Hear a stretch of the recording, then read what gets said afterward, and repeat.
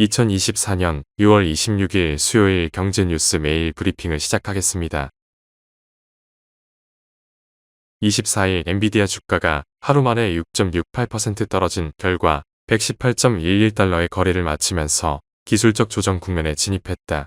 엔비디아 주가는 지난 현지 시간 18일 정점을 찍은 뒤 3거래일 연속 하락했다. 엔비디아 매도세가 두드러진 배경은 주가 고평가에 대한 부담과 젠슨 황 엔비디아 최고 경영자의 자사주 매도 소식이 겹치면서 투자 심리가 흔들린 탓으로 풀이된다. 월가에서는 엔비디아 주가가 단기적으로 주당 100달러까지 밀릴 가능성이 있다면서도 중장기 관점에서는 강세를 이어갈 것으로 보고 목표가 높이기에 나섰다. 다음 뉴스.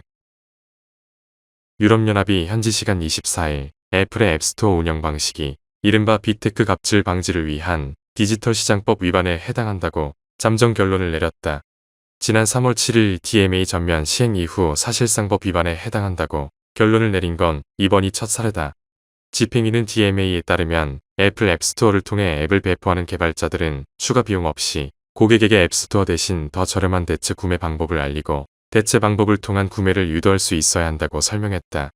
예비 결과를 통보받은 애플은 집행위의 서면으로 반박 입장 등을 제출할 수 있으며 집행위는 이를 종합적으로 고려해 내년 3월 25일 제재 수위 등 최종 결론을 확정한다. DMA를 위반하면 전 세계 매출의 최대 10%에 해당하는 과징금이 부과될 수 있고 반복적 위반이라고 판단되면 과징금이 최대 20%까지 상향될 수 있다. 다음 뉴스. 미국의 관세 폭탄 부과가 임박한 가운데 중국 기업들이 이를 피하기 위해 말레이시아에 로비를 요청했다고 파이낸셜 타임스가 25일 보도했다. 중국 기업이라도 공장을 말레이시아로 옮겨 생산할 경우 관세 적용을 받지 않도록 해달라는 것이다. 지난달 바이든 행정부는 전기자동차 배터리, 컴퓨터 칩, 의류 제품을 포함한 다양한 중국 수입품에 대한 고율의 관세 인상을 발표했다. 인상된 관세는 일부 품목의 경우 8월 1일부터 적용된다. 미국이 관세 인상을 통해 중국과의 교역을 줄이려고 노력하면서 베트남 등 동남아 국가로부터의 수입이 급증했다. 하지만 바이든 행정부가 중국 기업이 만든 제품이지만 이들 지역에서 생산했다고 관세를 부과하지 않을지는 불확실하다. 이에 중국 기업들이 이를 위해 발벗고 로비에 나서고 있는 것으로 로이터는 분석했다. 다음 뉴스. 블룸버그에 따르면 스미토모 미쓰이 DS 자산운용과 미주은행은 수익률이 높은 달러화를 선호하는 매도세가 지속되면서 달러당 엔화 환율 170엔까지 치솟아 현재 수준보다 10엔 높아질 수 있다고 전망했다. 약세 베팅도 기록적인 규모다.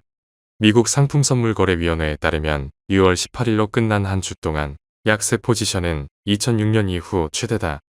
일본 외환 정책 책임자인 간다 마사토 재무관이 필요하다면 24시간 개입할 준비가 됐다고 경고했지만 그의 발언은 시장에서 별다른 영향을 끼치지 못했다고 블룸버그는 전했다. 도쿄 외환시장에서 25일 오후 2시 40분 달러당 엔화는 159.34엔으로 움직였다. 다음 뉴스. 한국항공우주가 방위사업청과 KF-21을 20대 제조하고 후속 군수 지원을 제공하는 내용의 계약을 1조 9,600억 원에 맺었다고 25일 발표했다. 2015년 개발에 착수한 이래 첫 양산 계약이다.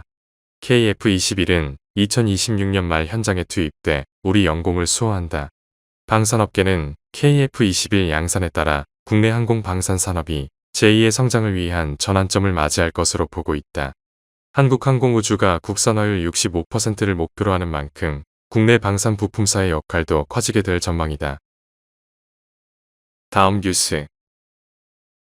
블룸버그 통신에 따르면 덴마크 정부는 현지 시간 24일 2030년부터 농가에서 배출되는 이산화탄소 1톤당 300kg 내에 세금을 부과할 것이라고 발표했다. 이어 5년 뒤인 2035년부턴 부과 세금을 톤당 750kg 내로 인상할 예정이지만 이에 맞춰 농가에 대한 세금, 공제 혜택도 확대하기로 했다. 이에 따라 덴마크가 농업 분야에 탄소세를 부과하는 첫 번째 국가가 됐다. 돼지고기와 유제품이 주요 수출품인 덴마크의 농업은 북유럽 국가에서 온실가스 배출량이 많은 산업 분야 가운데 하나이다. 덴마크는 이 방안 도입으로 2030년까지 이산화탄소 배출을 180만 톤 정도 감축할 수 있을 것으로 추산했다.